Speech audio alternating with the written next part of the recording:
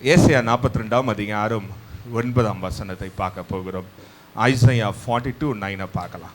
பூர்வ காலத்தில் தெரிவிக்கப்பட்டவைகள் இதோ நிறைவேறலாயின, புதியவைகளையும் நானே அறிவிக்கிறேன், அவைகள் தோன்றுவதற்கு முன்னே அவைகளை உங்களுக்கு சொல்லுகிறேன். இன்றைக்கு பார்க்க இருக்க காரியம் என்னவென்றால், ஆண்டவர் நமக்கு முன்பதாகவே எல்லாவற்றையும் சொல்லுகிறவர். God tells everything before, முன்பதாகவே, நடப்பதற்கு முன்பதாகவே நன்கு அறிவிக்கிறவராய் இருக்கிறார் என்று நாம் பார்க்கிறோம். இந்த காலையில் ஒருவேளை ஆண்டவர் எனக்கு சில காரியங்கள் என்னால் அறிந்து கொள்ள முடியலை, அல்லது என் வாழ்க்கையில் என்ன நடக்குது என்று புரிந்து கொள்ள முடியலை அப்படின்னு நீங்கள் சொல்லுவீர்கள் என்றால், ஒன்று நல்லா தெரிந்து கொள்ள வேண்டியது என்னென்னா, ஆண்டவருடைய பிள்ளைகளுக்கு பரிசுத்தாவியானவர் எப்பொழுதுமே ஒரு படி முன்னாடி எல்லாத்தையும் தெளிவாய் சொல்லுகிறவர். அதை புரிந்து கொள்வதற்கும் அதை ஏற்றுக்கொள்வதற்கும் அல்லது செவி சாய்ப்பதும் நம்ம கையில் தான் இருக்கிறது. சில நேரத்தில் பிசாசு என்ன பண்ணுவானா, ஆண்டவர் சொல்லும் பொழுது அது கேட்கக்கூடாத அளவுக்கு நம்முடைய காதுகளை அவன் திசை திருப்பி விடுவான், அல்லது காதுகளில் விழாத அளவுக்கு மாற்றி விடுவான். சில நேரத்தில் நம்மளுடைய இருதயத்தை அவன் திசை திருப்பி, அது அப்படி அல்ல, இது நடக்காது, இது உன் வாழ்க்கையில் உனக்கானது அல்ல என்று சொல்லி நம்மளுடைய இருதயத்தில் குழப்பங்களை உண்டாக்கி விடுவான்.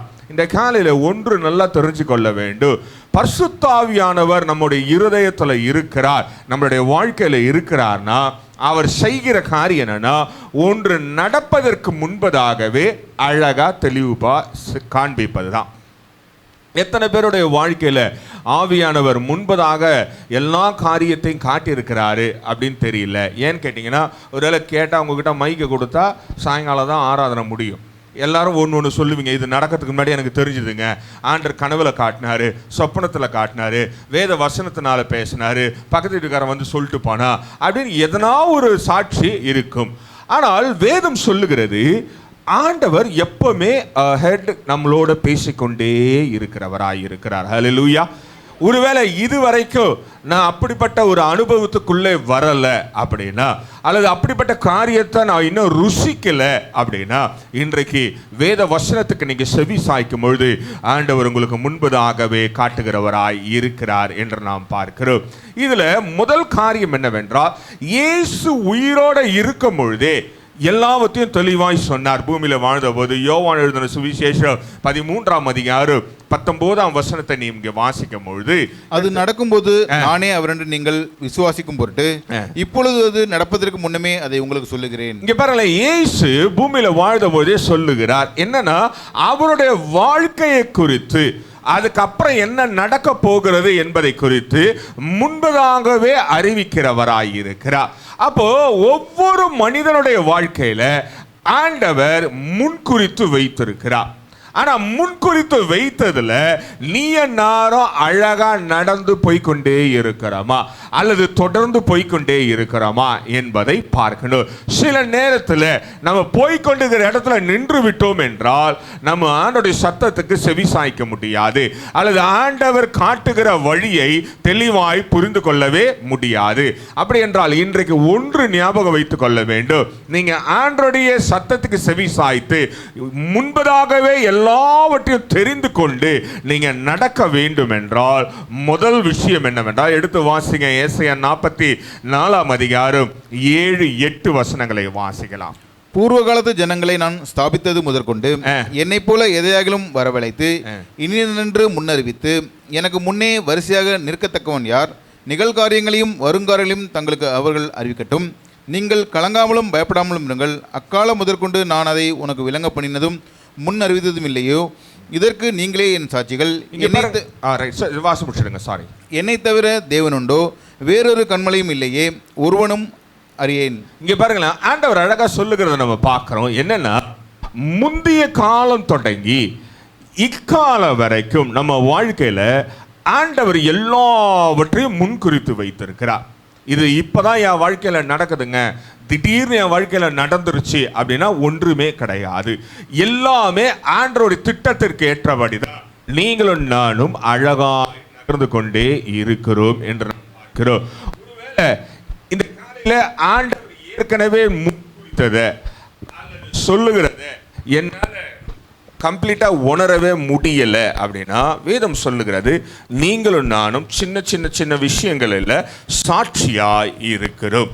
எப்படி சாட்சியாய் இருக்கிறோம் அப்படின்னா, இன்னைக்கு காலையில் எழுந்து ஆலயத்துக்கு வரணும்னு தொடங்கின டைம்லேருந்து ஆலயத்து உள்ள பிரவேசிக்கிற வரைக்கும் வரவிடாமல் தடுக்கிறது யாருடைய வேலை தெரியுமா? அது இந்த உலகத்தானுடைய வேலை. இந்த உலகத்தில் இருக்கிற அதிபதியுடைய வேலை என்னன்னா, அவரை ஆராதிப்பதை தடுப்பது அவனுடைய பெரிய பங்காய் இருக்கிறது. ஆனால் வேதம் சொல்லுகிறது, நீ நானும் ஏற்கனவே நேற்றே தீர்மானித்துட்டோம். சில ஆவிக்குரிய பிள்ளைகள்லாம் இப்போ தெரியுங்களா, சனிக்கிழமை நைட்டே எல்லாத்தையும் ரெடி பண்ணிடுவாங்க. சனிக்கிழமை நைட்டே அயன் பண்ணிடுவாங்க, என்ன ட்ரெஸ்ஸு போடணுன்னு முடிவு பண்ணிடுவாங்க, அல்லது என்ன பேக் எடுத்துடணும். லேடிஸ் பார்த்தீங்கன்னு வச்சுங்களேன், கலர் கலராக வாரம் வாரம் ஒரு பேக் எடுத்துருவோம். என்ன பேக்கு, அந்த பேக்குக்குள்ள பைபிள் இருக்குதான்னு அப்போ தான் செக் பண்ணுவாங்க. எல்லாத்தையும் எடுத்து ஆயுதம் பண்ணி வைத்துக் கொள்வார்கள். காரணம் என்னவென்றால், பரிசுத்த ஆவியானவர் எல்லாவற்றையும் முன்குறிக்கிறவர். நீங்களும் நானும் இந்த காலையில் அப்படிப்பட்ட பரிசுத்த ஆவியானவர் வைத்திருப்போம் என்றால், அதில் 44:8 வாசதை போல ஒரு காரியத்திற்கு குறித்து நம்ம என்ன பண்ணக்கூடாதா? கலங்கவே கூடாது, பயப்படவும் கூடாது. எந்த காரியம் நடந்தாலும் அதிகபட்சம் என்ன பண்ண முடியும் அப்படின்னா, ஜீவனை மாத்திரம்தான் எடுக்க முடியும். எங்கிருந்து எடுக்க முடியும்? இந்த சரீரத்திலிருந்து எடுக்க முடியும். அதனால அவன் ஆத்மாவை கொள்ளை கொண்டு போக முடியுமானா முடியாது. ஏனென்றால் ஆத்மா யாருக்கு சொந்தமாய் மாற்றி விட்டோம்? யாருக்கு உங்க ஆத்மா சொந்தம்? ஆண்டவருக்கு சொந்தமான ஆத்மாவை அவன் ஒரு காலமும் தொட முடியாது. அப்போ பரிசுத்த ஆவியானவர் இந்த காலையில் சொல்லுகிறது என்றால், உன் ஆத்மா ஆண்டவருக்குள்ள ஸ்திரமாய் இருக்கும் என்றால், ஆண்டவன் முன்குறித்த காரியங்கள் எல்லாவற்றையும் முன்பே சொல்லி கொண்டு இருக்கிறார். அவர் முன்ன சொல்லுகிற போகிற காரியங்களை ஒரு சில காரியங்களை பார்த்து தான் நம்ம முடிக்க போகிறோம். எப்படி சொல்லுவார் அதன்னு சொல்லி பார்க்க போகிறோம். அதுக்கு முன்னாடி என்னென்னா, வேதம் சொல்லுகிறது, நம்ம ஏற்கனவே வாசித்த பகுதி தான் ஏசாயா 43:19. நமக்கு நல்லா தெரிஞ்ச வசனம் தான். இதோ நான் புதிய காரியத்தை செய்கிறேன், இப்பொழுதே அது தோன்றும், நீங்கள் அதை அறியீர்களாம். நான் வனாந்தரத்திலே வழியையும் அவாந்தர வெளியிலே ஆறுகளையும் உண்டாக்குவேன். இங்க பாருங்களேன், இந்த வசனம் நமக்கு நல்லா தெரியும். புதிய காரியத்தை செய்ய போகிறார். அது நம்ம என்ன பண்ணுமா? அறிந்து கொள்ள வேண்டியது அவசியம். டெய்லி நியூ திங் ஆண்டவர் செய்து கொண்டே இருப்பார். காலை தோறும் அவருடைய கிருபை புதிதாக இருக்கு. இந்த வசனம்லாம் தெரியும். ஆனால் என்ன புதுசாக இருந்தது? இன்னைக்கு காலைல அதே சைக்கிளிக்காக நம்ம வேலை செஞ்சுக்கிட்டே இருந்தோன்னா, நீங்கள் இன்னும் பரிசுத்த ஆவியானவருடைய முன் நடத்துதலை ஏற்றுக்கொள்ளலை அல்லது புரிந்து கொள்ளலை என்று அர்த்தம். ஆண்டவர் எப்பொழுதுமே புதிய காரியங்களை ஒன்று ஒரு நாள் செய்து கொண்டே இருப்பார். இப்போ ஒரு நாள் நீங்கள் தொடங்கி அந்த நாள் நேற்று செய்ததை போலவே இருக்கு அப்படின்னா, நீங்கள் இன்றைக்கு செய்ய வேண்டிய விஷயம் என்ன தெரியுமா? ஆண்டவரே, என்னோட முன்குறித்த காரியங்களை பேசுங்கன்னு ஒப்பு கொடுக்கணும். ஏனென்றால் வேதம் சொல்லுகிறது, பரிசுத்த ஆவியானவர் நடத்தும் பொழுது ஒரே மாதிரி நடத்தவே மாட்டார். ஒரே மாதிரி நடக்காது. ஒவ்வொரு நாளும் புதுசாக இருக்கும். ஒவ்வொரு நாளும் புதிய காரியங்கள், புதிய அனுபவங்கள், புதிய அற்புதங்கள், புதிய அடையாளங்கள், புதிய பலன். ஆண்டவர் எதனா ஒன்று புதுசாக செஞ்சுக்கிட்டே இருக்கணும். பழைசையே திரும்ப செய்வார்னா நம்ம இன்னும் அவருடைய நடத்துதலில் புரிந்து கொள்ளவில்லை என்றுதான் அர்த்தம். இன்றைக்கு நான் இல்லைங்க, நான் ரட்சிக்கப்பட்ட நாள்லேருந்து இன்ன வரைக்கும் அப்படி தான் இருக்கிறேன் அப்படின்னா, நீங்கள் எங்கேயோ பிரச்சனை இருக்குது. என்ன பிரச்சனைனா, நீங்கள் இன்னும் முழுமையாய் ஆண்டவர்கிட்ட ஒப்பு கொடுக்கல, முழுமையாய் ஆண்டவருடைய கரத்தில் உங்களுடைய வாழ்க்கையை கொடுக்கல. ஏனென்றால் வேதத்தில் இருந்த ஒவ்வொரு தீர்க்கதரிசிகளையும் ஒவ்வொரு அப்போஸ்தலர்களையும் இயேசு கிறிஸ்து வாழ்ந்த பொழுது அவருடைய வாழ்க்கை ஒவ்வொரு நாளும் வித்தியாசமாக இருந்தது. ஒவ்வொரு நாளும் ஒரே அனுபவம் கிடையாது. ஆவிக்குரிய பிள்ளைகளுக்கு ஒரே மாதிரி காலை தொடங்கி மாலை வரைக்கும் ஒரே அனுபவம் கிடையவே கிடையாது. அப்படி என்றால் இன்றைக்கு என்ன புதிய காரியத்தை ஆண்டவர் செய்தார் என்பதை நீங்கள் நினைத்து பார்த்து அவருக்கு நன்றி சொல்ல வேண்டியது அவசியமானதாக இருக்கிறது என்று நாம் பார்க்கிறோம். ஒருவேளை நம்ம எதாவது புதுசாக செய்யணும்னா அழகாக வேதம் சொல்கிறது. வாசிங்களேன், நீதிமொழிகள் 19:21 வாசிங்க. 19:21 ப்ராவர்ப்ஸ். மனுஷனுடைய இருதயத்தின் எண்ணங்கள் அநேகம், ஆனாலும் கர்த்தருடைய யோசனையை நிலைநிற்கும். இங்க பாருங்க, மனுஷனுடைய எண்ணங்கள் என்னமா அநேகமா இருக்குமா. அநேகம் என்றால் அது இப்படி பண்ணலாமா, அப்படி பண்ணலாமா, இந்த காரியங்களை எப்படியா செய்யலாமா, இந்த வழியில் நம்ம முன்னேறலாமா, ஆவிக்குரிய வழியாக இருந்தாலும் உலக பிரகாரமான வழியாக இருந்தாலும் இதை செய்யலாமா அதை செய்யலாமா எப்பவுமே யோசித்து கொண்டிருப்பது தான் மனிதனுடைய மூளை. ஆனால் வேதம் சொல்லுகிறது ஆண்டவருடைய யோசனை தான் என்ன பண்ணுமா, நிலை நிற்கிறதா இருக்கிறது. நம்ம வாழ்க்கையில் if you have the Holy Spirit inside you, the final plan யாரு திரும்ப இருக்கும், பரிசுத்த ஆவியானவர் இருக்கும், தவிர வேற யாருமே இருக்காது, வேற எதுவுமே நடக்காது. நீங்க பரிசுத்த ஆவியானவரை வெளியே வச்சுட்டு நீங்க வாழ்வீங்கன்னா உங்க பிளான் உங்க கையில இருக்கும். ஆனால் அந்த பிளான் எப்படி இருக்கும், மனிதனுடைய யோசனை எல்லாம் அழிவிலே போய் முடிகிறதா இருக்கிறது. ஆனால் நீங்களும் நானும் அப்படி அல்ல, ஆண்டவரை ஏற்றுக்கொண்டிருக்கிறோம். அப்போ ஏற்றுக்கொண்டவர்களுடைய யோசனை எல்லாம் ஆண்டவர் நிலைப்படுத்துகிறவராய் இருக்கிறார் என்று நாம் பார்க்கிறோம். அதிலே 60:22 நீங்கள் வாசித்து பார்ப்பீங்கன்னா எப்படி நிலைப்படுத்துகிறார் என்றால், சிறியவனை 1000 மாற்றுகிறார். சிறியவன் 1000ஆகவும் சிறியவன் பலட்ச ஜாதியாகவும் மாற்றார். அப்போ ஒன்று பாருங்களேன், சின்னவன் நம்ம எண்ணுகிற காரியத்தை ஆண்டவர் 1000 மாற்றுகிறார். ஒருவேளை உங்க வாழ்க்கையில சின்னது என்று எண்ணுகிற காரியத்தை தான் ஆண்டவர் என்னவா மாற்றுவாராம், 1000 மாற்றுகிறவர். அதே போல இந்த காரியம் எதுக்குமே உதவாது அப்படின்னு எண்ணுகிற காரியங்களை ஆண்டவர் பெரிய ஜாதியாய் மாற்றுகிறவராய் இருக்கிறார். இன்றைக்கு நம்ம ஆண்டவர் எப்படி பெருசா செய்வாரு அப்படின்னு எதிர்பார்த்து கொண்டிருக்க நேரத்தில் ஆண்டவர் வழி நடத்தும் பொழுது, ஆண்டவர் புதிய காரியங்களை செய்யும் பொழுது, முன்பதாகவே அறிவிக்கும் பொழுது எப்படி தெரியுமா அறிவிப்பாரு, சின்ன விஷயத்து மூலமாகவே அழகா தெளிவுபடுத்துகிறவராய் இருக்கிறார். இயேசு கிறிஸ்து பூமியில சுத்தி திருந்த பொழுது சீசர்கள் அவர்களை பார்த்து கேட்டாங்க, ஏன் ஆண்டவரே எல்லாத்தையும் ஓமையிலே பேசுறீங்க? ஆண்டவர் எப்படி பேசினார் தெரியுங்களா, எல்லாத்தையும் ஓமையிலே பேசினார். எக்ஸாம்பிள் கொடுத்து ஸ்டோரி வாட்டமே பேசினார், கதை சொல்ற மாதிரியே பேசினார். சீசர்கள் கேட்டபோது அப்போ சொன்னார், எப்பா இங்கே இருக்கிறவங்களுக்கு நான் பெரிய ஃபிலாசபி பேசினேன்னா புரியவே புரியாது. இப்போ நம்மெல்லாம் என்ன நம்ம நினைத்து கொள்ளுகிறோம், நம்மெல்லாம் பரிசுத்த ஆவியானவரை வைத்து கொண்டிருப்பதனால ஆண்டவர் திட்டவட்டமாய் அழகாக ஃபிலாசபிக்கலாக பேசுவார்னா அப்படிலாம் கிடையாது. ஆண்டவர் எளிமையாய் பேசுவார், அழகாக பேசுவார், மழலையை போல பேசுவார். அதனால தான் சின்ன பிள்ளைங்களை பார்த்து கற்றுக்குங்கன்றார். ஏன் தெரியுங்களா, அவங்க என்ன சொல்கிறாங்கன்னு அடுத்த நிமிஷம் அவங்க மறந்துடுவாங்க. டக்குன்னு சொல்ல வேண்டியதை அப்படியே சொல்லிட்டு ஓடி போயிடுவாங்க. அப்படி என்றால் இன்றைக்கு ஆண்டவர் முன்பதாகவே சொல்லி கொண்டிருக்கிற ஒரு வாழ்க்கை நமக்கு இருக்கிறதா அல்லது அதை உணர்கிறோமா என்பதை பார்க்க வேண்டியது அவசியமானதாக இருக்கிறது. இது எப்போ தொடங்கினாரு இப்போ நமக்குலாம் தெரியணும்ல, எப்போங்க இது ஆண்டவர் தொடங்குவார்? இன்னும் என் வாழ்க்கையில் தொடங்கவே இல்லைங்க, ஆண்டவர் முன்னாடி எந்த விஷயத்தையும் சொன்னதே இல்லையங்க அப்படின்னா நீங்கள் எடுத்து வாசிங்க. ஏசாயா 44:2 வாசிக்கலாம். உன்னை உண்டாக்கினவரும் தாயின் கர்ப்பத்தில் உன்னை உருவாக்கினவரும் உனக்கு துணை செய்கிறவருமாகிய கர்த்தர் சொல்லுகிறதாவது, என் தாசனாகிய யாக்கோபே, நான் தெரிந்து கொண்ட யெஷூரனே, பயப்படாதே.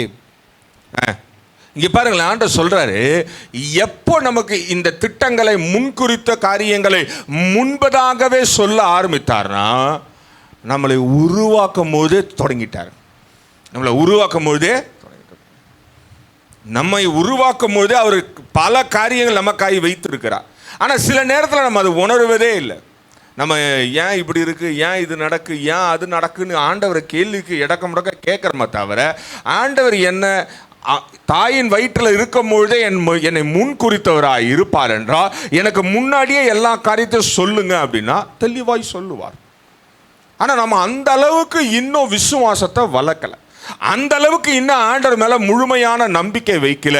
தாவீது அதே விஷயத்தை சங்கீதத்தில் சொல்லுகிறது நம்ம பார்க்கிறோம். 71:5-6 வாசிங்களா. சங்கீதம் 71:5-6. கர்த்தராகிய ஆண்டவரே, நீரே என் நோக்கமும் என் சிறு வயது தொடங்கி என் நம்பிக்கையுமாய் இருக்கிறீர். நான் கர்ப்பத்தில் உற்பவித்தது முதல் உம்மால் ஆதரிக்கப்பட்டேன். என் தாயின் வயிற்றிலிருந்து என்னை எடுத்தவர் நீரே. உம்மையே நான் எப்பொழுதும் துதிப்பேன். இங்க பாருங்க, சங்கீதக்காரன் சொல்றான், சின்ன வயசுல இருந்தே அவன் ஆண்டவர் யாரும் தெரிஞ்சுக்கிட்டான். அதனாலதான் என்னமோ தெரியல, தாவீது ஆண்டவர் என்ன செய்ய போகிறார் என்பதை முன்பதாகவே அறிந்து கொண்டான். பெரிய விஷயம்லாம் கிடையாது. நீங்கள் பெரியசா யோசிச்சுக்கிட்ட ஃபிலாசபிக்கலாக அல்லது தியாலஜிக்கலாக யோசித்து கொண்டு இருந்தீங்கன்னா தாவீது அப்படியெல்லாம் ஆண்டவர் ஆராய்ச்சி பண்ணவே இல்லை. தெரியுமா உங்களுக்கு? நம்ம நினச்சி கொண்டிருக்கோம் தாவீது செஞ்ச பெரிய விஷயம்னா சிங்கத்தை ரெண்டாக பிளந்து போட்டான், அங்கே போய் கோலியாத்துக்கு முன்னாடி நின்று கூழாங்கல்ல அடித்தான். இந்த மாதிரி பெரிய விஷயங்கள் அல்லது பெரிய படையை திரட்டி ராஜாக்களை அவனுக்கு கீழே கொண்டு வந்தான். எல்லாம் ரைட். எப்படி தெரியுமா? சிம்பிளாக ஆண்டவரை யோசித்தான். என்ன தெரியுமா? அங்கே நிற்கிற கோலியாத்தை விட, என் ஆட்டை தூக்கிட்டு போகிற சிங்கத்தை விட என் ஆண்டவர் பெரியவர் என்று அவன் அப்படியே விட்டுட்டான். முடிஞ்சு போச்சு. நம்ம இப்போல பெரியவர்னா எவ்வளோ பெரியவர்? ஒரு 60 அடி ஹைட் இருப்பாரா? ஒரு 100 கிலோ வெயிட் இருப்பாரா? ஓங்கி அடிச்சார்னா எவ்வளோ தூரம் போய் விழுவான் என் எதிரி? அந்த ஆராய்ச்சிலாம் பண்ணவே இல்லை. ரொம்ப சிம்பிளாக நம்பினான். அவரால் முடியும் என்று எண்ணினான். ஆண்டவர் அப்படியே நிகழ்த்தி காட்டினார். அதுவும் அவன் சொல்கிறான் பாருங்க, என்னை தாயின் வயிற்றுலேருந்தே தனியாக எடுத்துட்டாரு. உன்னை என்னையும் ஆண்டவர் அப்படி தான் எடுத்திருக்கிறார். யோசிச்சு பாருங்க, இன்னைக்கு அநேக பிள்ளைகள் உலகத்தில் மடிந்து கொண்டிருக்க நேரத்தில் உன்னை என்னையும் பரலோக ராஜ்யத்தில் சேர்ப்பது அவர் திட்டமாய் இருத்து நம்மை பிரித்து எடுத்திருக்கிறார். ஹல்லேலூயா. அப்போ பிரித்து எடுத்தவருக்கு தெரியாதா நம்ம எப்படி வழி நடத்தணும்னு?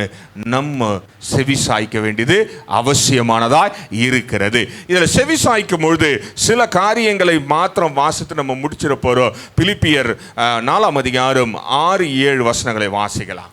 நீங்கள் ஒன்றுக்கும் கவலைப்படாமல் எல்லாவற்றையும் குறித்து உங்கள் விண்ணப்பங்களை ஸ்தோத்திரத்தோட கூடிய ஜெபத்தினாலும் வேண்டுதலினாலும் தேவனுக்கு தெரியப்படுத்துங்கள். அப்பொழுது எல்லா புத்திக்கும் மேலான தேவ சமாதானம் உங்கள் இருதயங்களையும் உங்கள் சிந்தைகளையும் கிறிஸ்து இயேசுக்குள்ளாக காத்துக்கொள்ளும். இங்க பாருங்களேன், முதல் காரியம், if you want to know everything in ahead, உங்களுக்கு முன்பதாகவே பரிசுத்த ஆவியானவர் சொல்லுகிற காரியத்தை நீங்க அறிந்து கொள்ள வேண்டும் என்றால் முன்னாடியே தெரிஞ்சுக்கணும் என் வாழ்க்கையில் என்ன நடக்க போகுது, அல்லது நாளைக்கு என் வாழ்க்கையில் ஆவியானவர் என்ன செய்ய போகிறார், அல்லது நாளைக்கு என்னென்ன போராட்டத்துக்குள்ளே நான் ரெடி ஆகணும், எப்படிப்பட்ட யுத்தங்களை நான் சமாளிக்க வேண்டும் என்று நீங்கள் ஆசைப்படுவீங்க அப்படின்னா ஒன்று நல்லா தெரிஞ்சுக்கொள்ளுங்களேன். முதல் காரியம், பயப்படவும் கூடாது, கலவும் கூடாது. ரெண்டாவது, நம்மளுடைய விண்ணப்பங்களை என்ன தெரியுமா பண்ணணும்? ஸ்தோத்திரத்தோடு வச்சுட்டு போயிடணுமா. லிஸ்ட் போட்டு வைக்கிறது அவசியமே இல்லை, ஸ்தோத்திரத்தோட வைக்கணும். அதுவும் அந்த பகுதியில் சொல்லுகிறது, பவுல் சொல்லுகிறான், நீங்கள் ஆண்டருக்கு தெரியப்படுத்துங்க. நீங்கள் போய் வாசித்து பாருங்க, தெரியப்படுத்துங்க. Let him know. ஏன் ஆண்டருக்கு தெரியாதா? இப்போ நம்ம படுற காரியங்கள் எல்லாம் தெரியுமா தெரியாதா? நல்லா தெரியும்ல. ஆனால் அவன் என்ன சொல்கிறான்னா, நீ வாயினால அறிக்கையிடும் பொழுது நேத்திரமா ஆகும், பிசாசு வெட்கப்படுவான். நீ வாயினால் அறிக்கையிடும் பொழுது 2 காரியம் உன்னுடைய உடம்புக்குள்ள நடக்கணும். என்ன தெரியுமா? உன் இருதயம் நான் சொல்லுகிறதை ஆண்டவர் செய்வார் என்று நம்பணும். ரெண்டாவது, உன் வாயினால் அறிக்கையிடும் பொழுது பிசாசு வெட்கப்படுகிற அளவுக்கு நீ தைரியமா அறிக்கையிடணும். இன்னைக்கு நம்ம எவ்வளோ ஜெபம் பண்ணாலும் கிடைக்காத காரியம் என்ன தெரியுமாங்க? உதட்டில் ஜெபம் பண்ணுறோம், உதட்டில் மட்டும்தான் ஜெபம் பண்ணுறோம். ஆண்டவரே இதை செய்யுங்க. மனசுக்குள்ள என்ன தெரியுமா? இது எப்போ நடக்கும்? நான் 2 வருஷமாக ஜெபம் பண்ணுகிறேன். ஆண்டவர் பாப்பா 2 வருஷம் இல்லை, நான் தப்பாக சொல்கிறேன், 200 வருஷமாக நீ ஜெபம் பண்ணு, தரவே மாட்டேன்வார். ஏன்னா அவருக்கு நல்லா தெரியும் என்னன்னா நம்ம இருதயத்தில் ஏற்படுகிற காரியங்கள். அப்படி என்றால் if you want to know a things ahead, உனக்கு முன்பதாய் நடக்க வேண்டிய காரியங்கள் தெரிந்து கொள்ள வேண்டும் என்றால் முதல்ல செய்ய வேண்டியது என்னன்னா, நீ பயப்படாம கலங்காம ஆண்டோடைய சமூகத்தில் வரும்பொழுது உன்னுடைய தேவைகளை சொல்லும்பொழுது உன்னுடைய இருதயமும் உன்னுடைய சரீரமும் உன்னுடைய சிந்தனையும் ஆண்டவர் மீது முழுசா நம்பி ஸ்தோத்திரத்தோடு அதை வைக்கும்பொழுது உடனடியாக அங்கீகரிக்கிறவராயிருக்க. இன்றைக்கு அநேக ஆவிக்குரிய பிள்ளைங்க எதுக்கு தெரியுமா ஜப குறிப்பு சொன்னு தோத்திரம் சொல்லுங்கன்னு சொல்கிறோம். எதுக்கு சொல்கிறோம் தெரியுமா? மூப்பரையெல்லாம் ஜப குறிப்பு சொன்னா சோத்திரம் சொல்லுங்க, ஸ்தோத்திர தோத்திர தோத்திர தோத்திர தோத்திர தோத்திர சொல்லுவாங்க, சொல்கிறாங்களே இல்லையா? இல்லை அப்படியும் மீறி தோத்திரம் சொல்லலன்னு வச்சுக்க, கைத்தட்டி தோத்திரம் சொல்லுவான்னு ஒரு நீங்க வந்தீங்கன்னா தெரியும். எதுக்குன்னா, அப்படியாவது கையை தட்டும் பொழுது உன்னுடைய சரீரமும் உன்னுடைய சிந்தனையும் உருமனமாய் மாறுமான. ஆனா நம்மளுங்க அவரை விட, அவர் சொல்ற வார்த்தையை விட கேடிங்க உட்காந்து சொல்லுகிறார் பத்தி. ஏன்னா அவரு திட்டிக்கினே தெரியுமா உங்களுக்கு? கடைசியில யார் நம்ம சந்தோஷப்படுவா? பிசாசு சந்தோஷப்பட்டு கொண்டு நம்ம தெரிந்து கொள்ள வேண்டிய விஷயங்கள் எல்லாத்தையும் நம்முடைய சிந்தனைக்கும் அறிவுக்கும் எட்டாமல் போய்விடுகிறது. இன்றைக்கு நீய நாணம் அப்படி அல்ல. நீய நாடு ஆவி ஆத்மா சரீரம் முழுதுமாய் ஆண்டவர் மீது நம்பிக்கையாய் வைக்கும் பொழுது ஆண்டவர் சின்ன விஷயமாய் இருந்தாலும் பெரிய விஷயமாய் இருந்தாலும் முன்னாடியே நமக்கு அறிவிக்கிறவராய் இருக்கிறார். ஹல்லேலூயா. அப்ப ரெண்டாவது ஒரு காரியத்தை வாசிக்கலாம். ரோமர் 12ஆம் அதிகாரம் 1-2 வசனங்களை மாத்திரம் வாசிக்கலாம். ரோமன்ஸ் 12:1-2 மாத்திரம் வாசிக்கலாம். அப்படி இருக்க சகோதரரே, நீங்கள் உங்கள் சரீரங்களே பரிசுத்தமும் தேவனுக்கு பிரியமான ஜீவ பலியாக ஒப்பு கொடுக்க வேண்டும் என்று தேவனுடைய இரக்கங்களை முன்னிட்டு உங்களை வேண்டிக் கொள்கிறேன். பாருங்க, ரெண்டாவது ஒரு காரியம் என்னன்னா, முதல்ல ஸ்தோத்திரத்தோட முழு இருதயத்தோட முழு சிந்தனையோட வைக்கணும். எந்த ஒரு காரியமாக இருந்தாலும் ஆண்டவர் உனக்கு முன்னாடி பேசணும்னா, ரெண்டாவது ஒரு காரியம் என்னன்னா, உன் சரீரத்தை பரிசுத்த பலியாக ஆண்டவர்கிட்ட கொடுக்கணும். உன் சரீரத்தை பரிசுத்தமான பலியாக கொடுக்கணும். அதுதான் ரொம்ப அவசியம். ஏனென்றால் இந்த சரீரத்துல தான் யார் வாழறது? ஆவியானவர் வாழ்கிறார். அப்போ ஆவியானவர் வாழுகிற தேவாலயமான சரீரத்தை நீனான பரிசுத்த பலியா கொடுக்கும் பொழுது அந்த பலியை அழகா வழி நடத்துகிறவர் அவர் தான். சாமுவேலு அவன் ஆண்டவர் பேசிட்டார், எல்லாம் ரைட்டு. அதுக்கப்புறம் என்ன நடந்தது தெரியுமா? அவன் எப்போ அடுத்த தீர்க்க தரிசனம் சொல்ல ஆரம்பிச்சான் தெரியுமா? ஏலி மரித்து அந்த இடத்துக்கு அவன் வந்து உட்கார்ற வரைக்கும் அவன் வேலைக்காரனாகவே இருந்தான். அந்த சபையில் வேலை செய்து கொண்டு அந்த சபையை சுத்தம் பண்ணி கொண்டு ஆண்டவர் பேசிட்டாரு. ஆண்டவர் அவனுக்கு எப்பயோ வாக்குத்தத்தம் கொடுத்துட்டாரு. ஆனால் அவன் சரீரத்தை பரிசுத்தமாக்கின உடனே ராஜாக்களுக்கு அழகா அபிஷேகம் பண்ணுகிற அளவுக்கான தூக்கிட்டு போய் வைத்தார். பாருங்க, இன்னைக்கு நீ நானும் நம்மளுடைய சரீரத்தை பரிசுத்தமான பலியாய் கொடுக்கும் பொழுது நம்மை அழகாய் முன்குறித்து நடத்துகிறவராய் இருக்கிறார். சாமுவேலு போறதுக்கு முன்னாடி எல்லா காரியத்தையும் ஆண்டவர் சொல்றாரு. தெரியுமா உங்களுக்கு? சாமுவேல் போகிறதுக்கு முன்னாடி அவனுக்கு எல்லா காரியம் சொல்கிறார். பாருப்பா, இந்த வீட்டுக்கு போகிற, இவனை தான் அபிஷேகிக்க போகிற, இவனை அபிஷேகம் போது இவன் அழகும் சௌந்தரியமாக இருப்பான், அவனை மட்டும் தான் அபிஷேகிக்கணும். இவனும் போய் இருக்கிற எல்லாரையும் கூப்பிட்டு அபிஷேகம் பண்ணுறதுக்கு ஆயத்தம் பண்ணுறான். ஆண்டவர் விடவே இல்லை. ஏன் தெரியுமா? தாவீதுக்கு சாமுவேலுக்கு நல்லா தெரியும், தாவீது வர்ற வரைக்கும் அபிஷேகம் பண்ணக்கூடாது. அது வரைக்கும் சாப்பிடக்கூட இல்லை. பாருங்க, வயசான ஆள். நம்ம ஊரில் வயசான ஆள் என்ன பண்ணுறோம்? முதல்ல சாப்பிடுங்க, சுகர் ஏறிடும், பிபி வந்துடும், அதுக்கப்புறம் வந்து அபிஷேகம் பண்ணலாம். அவன் அப்படி கிடையாது. ஏன் தெரியுமா? he knows who God is. அவனுக்கு தெரியும் ஆண்டவர் யார் என்பதை. இன்னைக்கு நமக்கு என்ன தெரியுமா பிரச்சனை? நமக்கு ஆண்டவர் என்ன எதிர்பார்க்கிறார் என்று தெரியல. முதல் காரியம் என்னவென்றால், நீ ஸ்தோத்திரத்தோட எல்லா பலிகளையும் செலுத்தணும். ரெண்டாவது, உன் சரீரத்தை பரிசுத்த பலியாய் ஆண்டவருக்கு கொடுக்கணும். அதிலே இரண்டாம் பகுதியை சொல்லுகிறது. இரண்டாம் வசனத்தை வாசிக்கலாம். நீங்கள் இந்த பிரபஞ்சத்திற்கு ஒத்த வேஷம் தெரியாமல் தேவனுடைய நன்மையும் பிரியமும் பரிபூர்ணமான சித்தம் இன்னதென்று பகுத்தறியத்தக்கதாக உங்கள் மனம் புதிதாகிறதுனாலே மறுரூபமாகுங்கள். பாருங்களேன், மறுரூபமாக வேண்டியது அவசியமானதாக இருக்கிறது. மறுரூபமாக்குதல் என்றால் தேவனுடைய திட்டம் என்னவா இருக்கும்னு கெஸ் பண்ணணும், அதை அறிந்து கொள்ளணும்.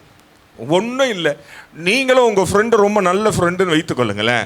2 பேரும் ஒரு ஹோட்டலுக்கு போகிறீங்க, அவங்ககிட்ட கேட்டு ஆர்டர் பண்ணுவீங்க. சொல்லுங்களேன், உங்களுக்கு தெரியும் அவன் என்ன சாப்பிடுவானு தெரியுமா இல்லையா? அவன் டீ குடிப்பானா, காஃபி குடிப்பானா? இப்போ என் கூட வரவங்களுக்கு எனக்கு எல்லாம் தெரியும், அவங்க என்ன சாப்பிடுவாங்க, யார் காஃபி குடிப்பா, யார் டீ குடிப்பா, யார் அப்படியே சுத்தண்ணி மாதிரி குடிப்பா, எல்லாம் தெரியும். காரணம் என்னன்னா, நம்ம அவ்வளோ தெரிஞ்சு வச்சுக்கிறோம். அப்போது ஆண்டவரை பற்றி நம்ம என்ன தெரிஞ்சு வச்சுருக்கிறோம்? அப்போ ஆண்டவருக்கு வரும்பொழுது நம்ம உலகத்தோடைய ஒத்த வேஷத்தை இங்கே கொண்டு வரவே கூடாது. இன்றைக்கு வேஷங்கள் தரிப்பதில்லை.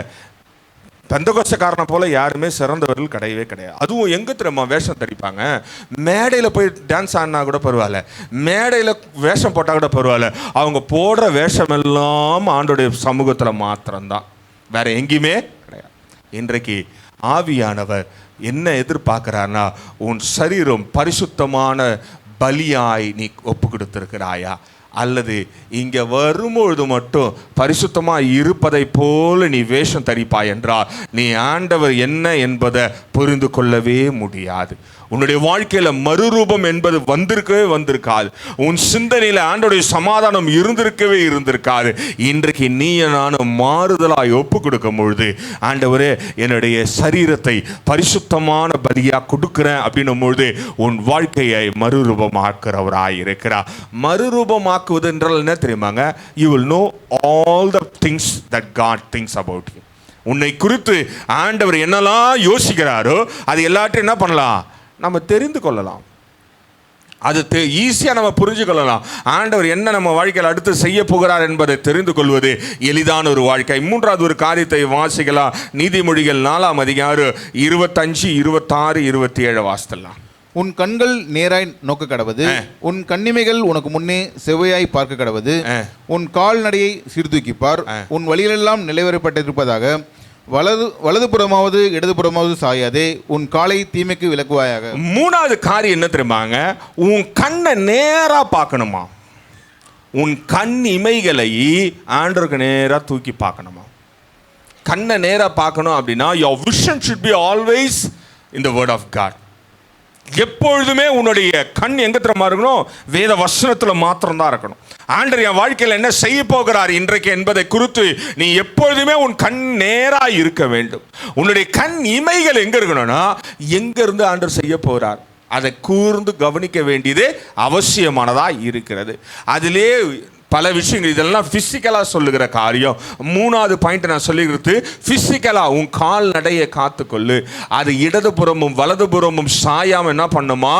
அழகாக ஆண்டோட சமூகத்தில் நடத்தணுமா?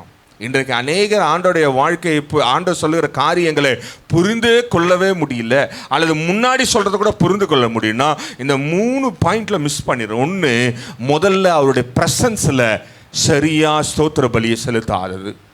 ரெண்டாவது, இன்சைட் யுவர் பாடி, உன்னுடைய பிசிக்கலா நீ ஆண்டவருடைய சமூகத்தில் வரும்பொழுது நீ வேஷம் போடாமல் இருக்க வேண்டியது, பரிசுத்தமாய் உன் சரீரத்தை மாற்றிக்கொள்வது.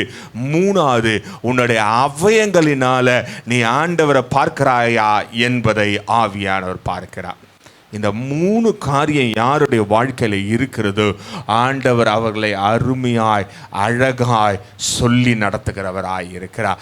இன்றைக்கு அநேக ஆவிக்குரிய பிள்ளைகளுக்கு ஆண்டவர் சொல்லி கொண்டே இருக்கிறார். ஆனால் சொல்ல காரியத்தை சில நேரத்தில் நம்ம செய்வதில்லை. காரணம் என்னென்னா, பிசாசு நம்மளை அப்படியே வஞ்சித்து இழுத்து கொண்டு போய் விடுகிறான். அதுவும் அவன் எப்போ வஞ்சிப்பான் அப்படின்னா, கூட 4 பேருக்கு முதல் வஞ்சிப்பான். நீங்கள் தனியாக இருக்கும்போது என்ன பண்ணுவோம்? சோத்ராண்டவர் இது எப்படி நீங்கள் நடத்தித்தாங்க, பரிசுத்தாவின் நடத்தித்தாங்கன்னுவோம். அவ்வளோதான் செய்வோம். கூட இருக்கிற போது எப்போ திறமா வஞ்சிப்பான்? கூட இருக்கவன் தான் அவன் மூலியமாக தான் வருவான். இது எப்படி உன்னால் முடியும்? இந்த காரியத்தை இவங்ககிட்ட கேளு, அந்த காரியத்தை அவங்ககிட்ட கேளுங்க. ஆனால் வேத வசனம் சொல்லுகிறது, உன் கண்களை நேராய் வேத வசனத்துக்கு நேராய் ஆண்டோடைய சமூகத்துக்கு நேராய் உன்னுடைய கண்கள் இருக்கிற வரைக்கும் உன் வாழ்க்கையில் எந்த காரியமும் நேரிடாமல் அழகாய் ஆண்டவர் நடத்துகிறவராய் இருக்கிறார். இன்றைக்கு அநேக ஆவிக்குரிய பிள்ளைங்கள் இந்த இடத்துல தவறி விடுகிறோம். காரணம் என்னவென்றால், ஆண்டவர் நமக்காய் எல்லா காரியத்தையும் முன்னாடியே சொல்கிறவர். ஏங்க, அவருக்கு தெரியாதா?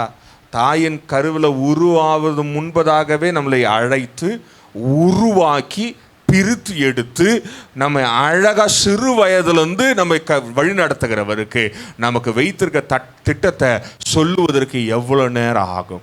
ஆபிரகாமுக்கு சொல்லும்போது சொல்லுகிறா, அவனுக்கு நான் ஏதேனும் ஒன்றாவது மறைப்பனா அப்படின்னு கேட்குறார். காரணம் என்னன்னா, ஆபிரகாமும் அவனுடைய சரீரமும் அவனுடைய சிந்தனையும் ஆண்டருக்கு நேராக செவிசாய்த்தான், காத்திருந்தான். அதனால தான் ஆண்டவர் சொல்கிறார், நீங்கள் 19ஆம் அதிகாரத்தில் ஆதியாகமத்தில் வாசி பார்த்தீங்கன்னா அவர் சொல்ல, இவனுக்கு நேரம் நான் எதனா மறைப்பனா, இவங்கிட்ட சொல்லாமல் எதனா இருப்பனா? காரணம் என்னவென்றால், God was so pleased in Abraham. இன்றைக்கு உன்னை என்னையும் பார்த்து ஆண்டவர் சந்தோஷப்படுகிறாரா? அப்படி சந்தோஷப்பட்டார்னு வச்சிங்களேன், எப்படி நடத்துவார் என்பதை மாத்திரம் பார்த்து ஒரு 5 நிமிஷத்தில் முடிச்சிருவேன், கவலைப்படாதீங்க. ஏசாயா 42ஆம் அதிகாரம் 7ஆம் வசனத்தை வாசிக்கலாம். கர்த்தராகிய நான் நீதியின்படி உம்மை அழைத்து. இங்க பாருங்களேன், உன்னை என்னை அழைத்தவர் எப்படி அழைத்தார் நமக்கு நல்லா தெரியும். நீதியின்படி அழைத்து உம்முடைய கையை பிடித்து. எப்படி நடத்துவார்னா, முதல்ல நல்லா தெரிஞ்சுக்கோ, ஆண்டவர் உன்னை நடத்தி முன்பதாகவே சில காரியங்கள் சொல்ல தீர்மானித்தார் என்றால் முதல்ல அவர் செய்கிற காரியம்னா உன் கையை என்ன பண்ணுவாராம், பிடிச்சுக்குவார். நம்ம சில நேரத்தில் ஆண்டவர் நம்ம கையை பிடிச்சிருக்கிறார் என்பதையே உணராமல் இருக்கிறோம். ஆவியானவர் யாருடைய வாழ்க்கையில இருக்கிறாரோ அவர் செய்கிற முதல் காரியம் என்னன்னா நம்மை பரிசுத்தமாக்குவது, ரெண்டாவது நம்மை மறுரூபமாக்குவது. எப்படி என்றால் ஆண்டவருடைய வசனத்துக்கு உகந்ததால் ஆண்டவருக்கு பிரியமானவர்களால் நம்மளை மாற்றுவது. மூணாவது என்ன தெரியுமா பண்ணுவாரு, கையை கெட்டியாமா பிடிச்சுக்குவார். சிலர்லாம் எப்படி தெரியுமா, ஆண்டவர் கையை பிடிச்சா கூட ஆண்டவர் எங்க கையை பிடிக்காதீங்க, கழுத்துல ஒரு பட்டை கதை அதை பிடிச்சிங்கன்னு சொல்லிட்டு ஓடினே கெத்து. எதுக்கு பட்டை போட்டு இழுத்துன்னு போவாங்க எனக்கு தெரியாதுங்க, நான் எங்கள் வீட்டில் இல்லை, உங்கள் வீட்டில் தான் தெரில விட்டுருங்க. சிலர் உங்களெல்லாம் சொல்லலை, சிலர் அப்புறம் உங்களை சொல்கிறேன் போகும்போது அடிச்சு போகிறீங்க. சிலர் என்ன பண்ணுவாங்கன்னா ஆண்டவர் கையை பிடிக்க விரும்புகிறார். எல்லா ஆவிக்குரிய பிள்ளைகளையும் ஆண்டவரை ஏற்றுக்கொண்டவர்களை ஆண்டவர் வழி நடத்துவது என்பது அல்லது முன்பதாகவே சில காரியங்களை நடத்த வேண்டும் என்று தீர்மானிக்கும் பொழுது முதல்ல அவர் பிடிக்கிற இடமே கையை தான் பிடிப்பார். ஆனால் நம்ம என்ன பண்ணுவோம், அந்த கையை உதறி தள்ளிட்டு ஆண்டவரே என் கழுத்தில் இருக்கிற காலரை பிடிச்சிங்கன்றோம், இல்லை டேகை பிடிச்சிங்கன்னுவோம். ஆண்டவரை டேகை நம்ம பிடிச்சிக்கணும் அப்படின்னு நம்பி பிடிப்பார். ஆனால் நம்ம என்ன பண்ணுவோம், இழுத்துக்குனே ஓடுவோம், இந்த பக்கம் வர்றது அந்த பக்கம் வர்றது. இல்லைன்னா அவர் போனார்னா நம்ம அங்கேயே நிற்கிறது. எதையா ஒன்றுமா இப்போ முடிச்சுக்கிட்டே நிற்கும். பார்த்தீங்களா சில நேரத்தில் வாக்கிங் போகும்போது பார்த்துக்க வச்சுங்களேன், நான் பார்ப்பேன் சிலதெல்லாம் அவன் போவான், இது அங்கே நவராது. அவனை வா, அதுக்கு ஒரு பேரை வச்சு கூப்பிட்டு இருப்பான். நாய்க்கு இவெல்லாம் ஊறாப்பட்ட பேர் வச்சுக்கிறானுங்க. ஒரு நாய்க்கு ஜானுன்னு பேர் வச்சுக்கிறாங்க. சத்தியமாக அவனுக்கு அங்கேயே ஜோம் பண்ணும் பாருங்க, ஆண்டவர் இவன் போகிறானோ இல்லையோ இவனும் நாயும் ஒரே இடத்துக்கு போகணுன்னு ஜோம் பண்ண பேர் வச்சுக்கிறான் பாரு. அவன் பிள்ளைக்கு ஜிம்மின்னு வச்சுருப்பான், நாய்க்கு ஜானு வச்சுக்கிறான். எங்கே இல்லை, எங்கே கூடாஞ்சேரியில் தான் வாக்கிங், வெளியெல்லாம் இல்லை, கூடாஞ்சேரியிலே நடக்கிற காரியங்கள் தான். அப்போ எதுக்கு சொல்கிறேன்னா அது அங்கேயே மாப்ப முடிச்சு இவன் இழுத்துன்னு போவான். சில நேரத்தில் சில ஆவிக்குரிய பிள்ளைகள் அப்படி தான். ஆண்டவர் எங்கே திறமா பிடிக்கணும்னு ஆசைப்படுறாரு, உன் கையை பிடித்து வழி நடத்த விரும்புகிறா. ஆனால் நீ நானும் எதை ஆண்டவர்கிட்ட கொடுத்துருக்குறோன்னு பாருங்கள். காலை கொடுத்துறாதீங்க, காலை கொடுத்தா தரன்னு இழுத்துன்னு போவார். முதுகுலேருந்து மூஞ்சிலேருந்து முகர வரைக்கும் ரத்தம் வரும். சில ஆவிக்கிற பிள்ளைகள் அப்படி தான், ஆண்டவரே நான் வரமாட்டேன் கீழ்ப்படிய மாட்டேன் வேத வசனத்துக்கு போது அப்படியா அப்படின்னு ஒரு நேரம் குனிஞ்சு காலை பிடிச்சிடுவார். காலை பிடிச்சி இழுத்தா எப்படி இருக்கும், நல்லா அருமையாக இருக்கும். முதுகுலேருந்து நெஞ்சிலேருந்து எப்படி விழுறமோ அந்த பக்கம்லாம் தேய்ச்சிக்கின்ற ரத்தம் வந்துன்னு இருக்கும். அதுக்கப்புறம் வந்து சாட்சில்வாங்க, நான் ரொம்ப நீண்ட காலமாய் விளக்கத்தில் இருந்தேன், ஆண்டவர் ஒரு அடியை அடித்து என்னை இழுத்துட்டு வந்தார். முதல்ல கையை கொடுத்துருந்தா அழகாக கூட்டு வந்து என்ன செய்யணுமோ செஞ்சிருப்பாரா இல்லையா?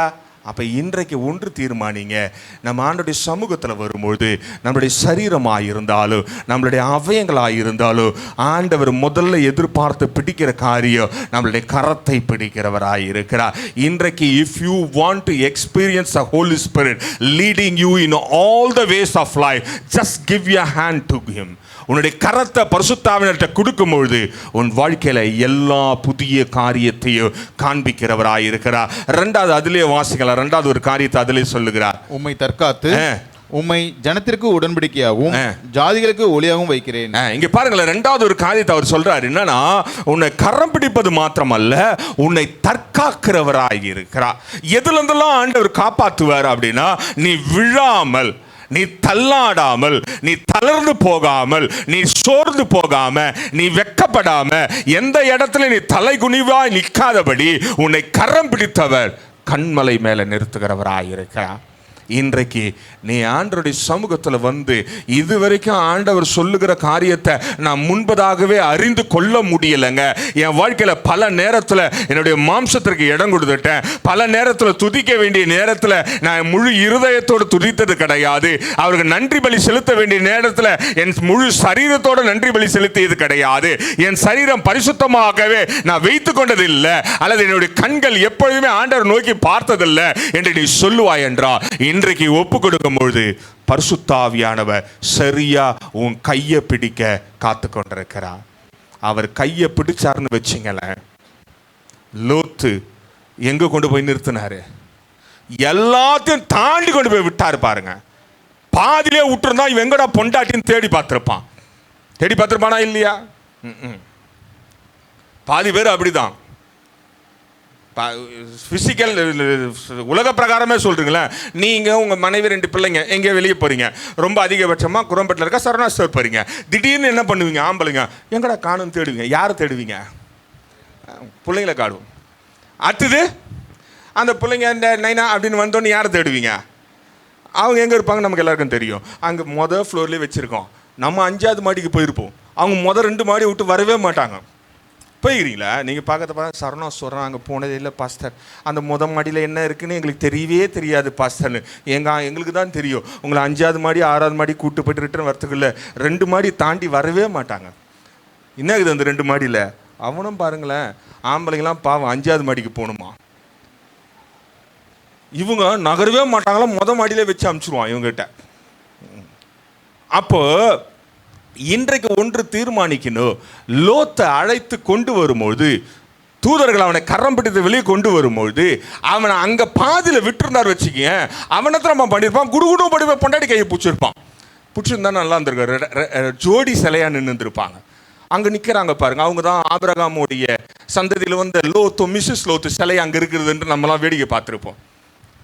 ஆனால் அவன் ஆண்டவர் அவனை கரம் பிடிக்கும்போது நம்ம தர தர தர தர தர தரன்னு இழுத்துட்டு போயிட்டு மலையடி வாரத்தோடு திரும்பி பார்க்காம ஓடுறானார். அவனும் ரொம்ப நல்லவங்க, திரும்பி பார்க்கவே இல்லை. பொண்ணு வருதா, இந்த பக்கம் பொண்ணு வருதா, பொண்டாட்டி வருதா, ஓடிக்கிட்டே இருந்தான். இன்றைக்கு அநேக ஆவிக்குரிய பிள்ளைகளை ஆண்டவர் கரம் பிடிக்கும் பொழுது கண்மலையான கிறிஸ்து மேலே நிறுத்துவது தான் அவருடைய வேலையாக இருக்கிறது. ஆனால் நீயும் நானும் இடது பக்கமாவது வலது பக்கமாவது பார்த்து பார்த்து பார்த்து எல்லாத்தையும் மோந்து அங்கேயே நின்று கொண்டிருக்கிறோம். அவர் எவ்வளோ நேரம் தான் அந்த கயிறை போயிட்டு இழுத்துன்னு இருப்பார். ரொம்ப இழுத்தாருன்னு வச்சுங்களேன், கயிறு கழுத்தில் இருக்கும்போது என்ன அவன் ரொம்ப இழுத்தா, அப்புறம் நான் ஐயாவும் வருவோம். அப்போ ஒன்று தெரிந்து கொள்ளுங்க, நீங்கள் ஒன்று விட்டு விலகி ஓடுறீங்கன்னா you are a chosen person. நீங்கள் ஆண்டவரால் தெரிந்து கொள்ளப்பட்டவர்கள். நீங்கள் விட்டு ஓடிட்டீங்கன்னா காலை பிடிச்சிருவார். காலை பிடிச்சாலும் ரொம்ப கஷ்டம். சிலர்லாம் சாட்சி சொல்லும் போது நம்ம பார்த்துருக்குறோம். எப்படி தரமாக இருந்தாங்க, நான் ஆண்டவர் என்னை ஒரே தட்டினார். அவர் தங்க தட்டிலே தட்டியிருப்பார். அந்த தட்டியாவது வாங்கி வந்துருக்கூடாது, விற்று பழிச்சிருக்கலாம். அப்போ ஒன்று நல்லா தெரிஞ்சுக்கொள்ளுங்க, இன்றைக்கு நீ ஆண்டவர் கையில் கரத்தை கொடுப்பாய் என்றால் உன்னை தற்காக்கிறதும் அவருடைய வேலை, உன்னை வழி நடத்துவதும் அவருடைய வேலையாக இருக்கிறது. எதை ஆண்டவர்கிட்ட கொடுத்துருக்கீங்க? இருந்த இடத்துல கண்களை மூடி, பரிசுத்த ஆவியான இந்த காலையில் is ready to lead you, telling everything before to you. வேதம் சொல்லுகிறது, ஆபிரகாமுக்கு ஆண்டவர் ஒரு காரியத்தை கூட மறைக்கவே இல்லையாங்க. அந்த பகுதியை வாசிக்கும் பொழுது எனக்கு ரொம்ப ரொம்ப ஆச்சரியமாக இருந்தது.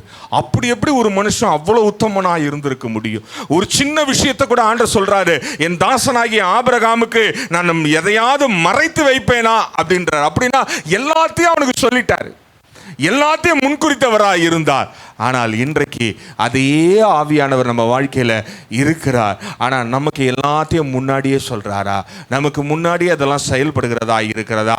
இல்லைங்க, இன்னமும் ஆண்டருக்கு செவி சாய்க்காம, இல்லை இன்றைக்கு நான் சோத்திர பலி செலுத்தும் பொழுது அல்லது விண்ணப்பங்களை வைக்கும் பொழுது அறநம்பிக்கையா அல்லது முழு இருதயத்தோடு இல்லாமல் முழு சரீரத்தை ஆண்டருக்கு கொடுக்காம பரிசுத்தமாக்காம நான் இன்னும் வாழ்ந்து கொண்டே இருக்கிறேன் என்று சொல்வீர்கள் என்றால் ஒன்று தீர்மானித்துக் கொள்ளுங்க, you will never ever able to listen to the Holy Spirit. பரிசுத்த ஆவியானவருக்கு நிச்சயமாக நீங்கள் செவி சாய்க்கவே முடியாது. உங்கள் வாழ்க்கை கடைசி வரைக்கும் அப்படியே ஓட்ட வேண்டியது தான்.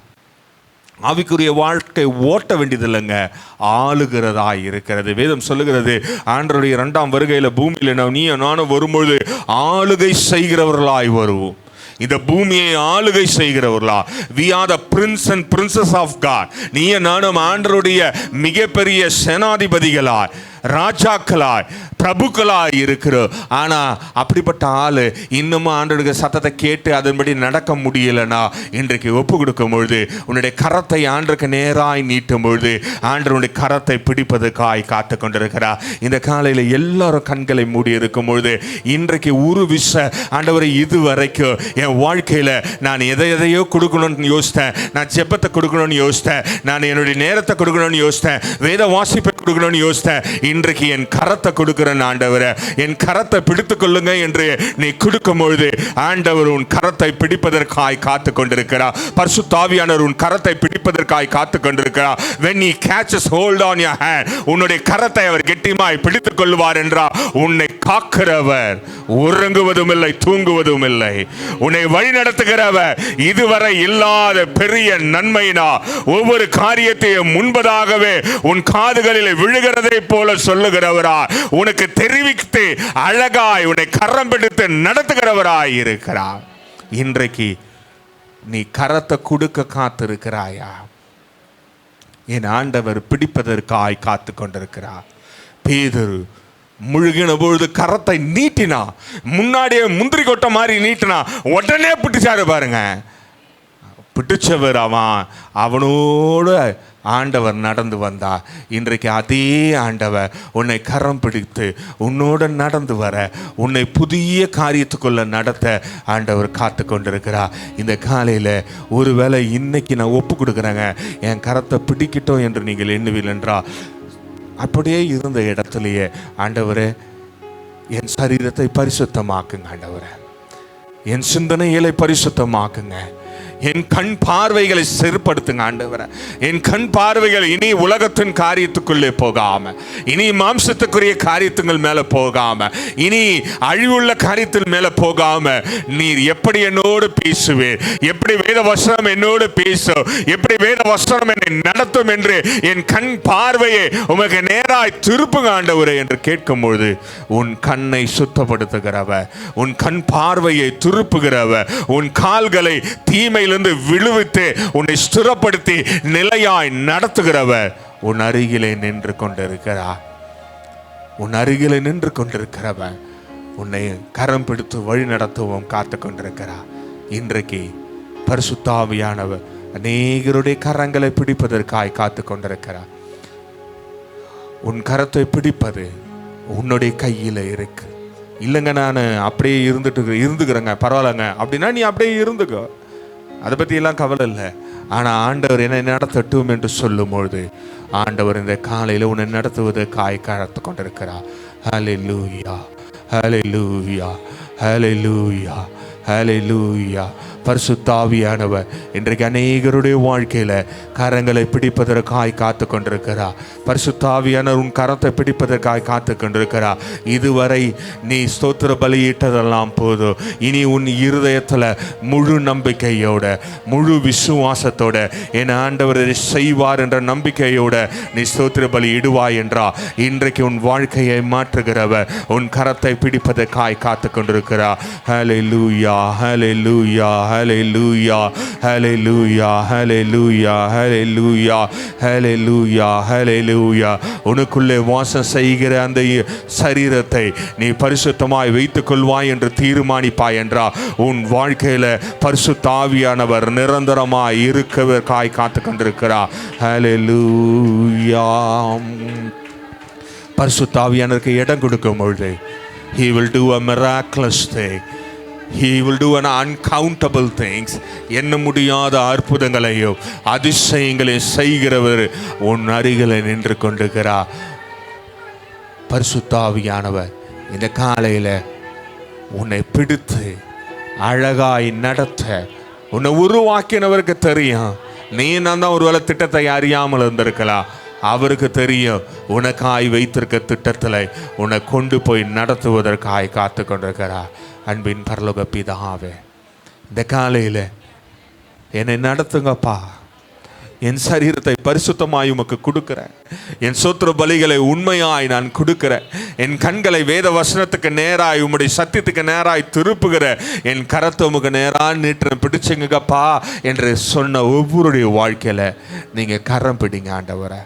அவங்க கரத்தை பிடித்து தற்காத்து எல்லா இடத்துலையும் அவங்களை மேன்மையாய் அநேக ஜாதிகளுக்கு உடன்படிக்கையாய் நீ அவளை வைக்கும்படியாய் நாங்கள் ஜெபிக்கிறோம். ஆபிரகாமை எப்படி உடன்படிக்கையாய் வைத்தீரோ, இன்றைக்கு ஆலயத்தில் கரம் பிடிக்கிற ஒவ்வொருடைய வாழ்க்கையில நீங்க அவங்களோட உடன்படிக்கையை வைத்து வழிநடத்தும்படியாய் நாங்கள் ஜெபிக்கிறோம். இயேசுவின் நாமத்தில் பிதாவே, ஆமென்.